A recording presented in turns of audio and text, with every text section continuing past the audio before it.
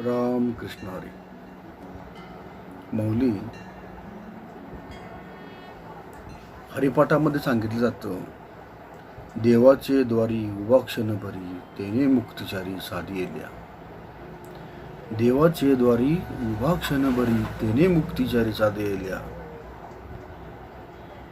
अरे देवाच्या द्वारी उभं राहिलं तर खरंच मुक्ती लागल्यासारखं आहे, मुक्ती लाभल्यासारखं आहे,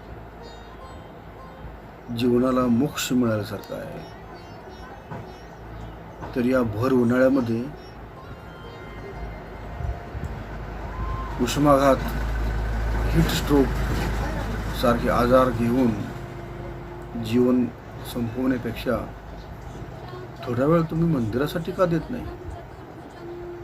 थोडा वेळ आपल्या मुलांना संस्कार देण्यासाठी का देत नाही? ह्या वेळेत, ह्या 2 महिन्याच्या काळामध्ये ज्या वेळेला उन्हाळा चालू आहे, एक पाऊल मागं घ्या. एक जीव सलामत आहे तर लाख पगडे भेटतील. आपला जीव सलामत असेल तर लाखो लोकांना आपण वाचवू शकतो. हीट स्ट्रोकमुळे जो त्रास होतोय, या उन्हाळ्यामुळे जो त्रास व्हायला लागलाय लोकांना, धाप लागणे, चक्कर येणे, बीपी वाढणे, याच्यामुळं लोकांना स्वतःचा जीव गमवावा लागलाय. कोरोनाची परिस्थिती निर्माण झाल्यासारखी कंडिशन आहे आज. कोरोनाच्या काळात जसं आपण कितीतरी दिवस घरात बसून राहिलो, 2 महिने, फक्त 2 महिने, माझी नम्रतेची विनंती आहे मित्रांनो, फक्त 2 महिने तुम्ही घरातच राहा. उष्माघातासारख्या आजाराला बळी पडू नका. चांगले बलाढ्य पैलवान असणारे सुद्धा धाराधरती पडतात या उष्माघाताच्या पुढे. तुमची बीपी बंद पडली, तुम्हाला धाप लागली, काय सुचणार नाही. किती हॉस्पिटलमध्ये जा, किती मोठ्या हॉस्पिटलमध्ये जा. कालचंच उदाहरण आहे,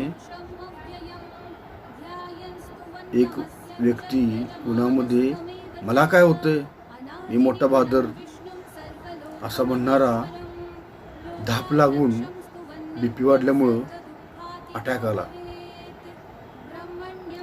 बोलता बोलता आयुष्य संपलं.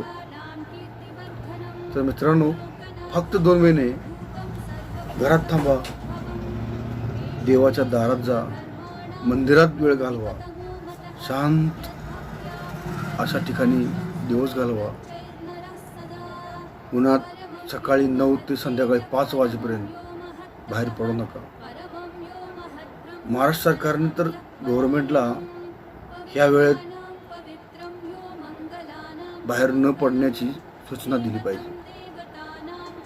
पण आता इलेक्शन चालू आहे, कुणाला वेळ आहे तुमच्यापर्यंत माहिती पोहोचवायला? माझ्या मनाला वाटलं 2 गोष्टी तुमच्याबरोबर शेअर कराव्या.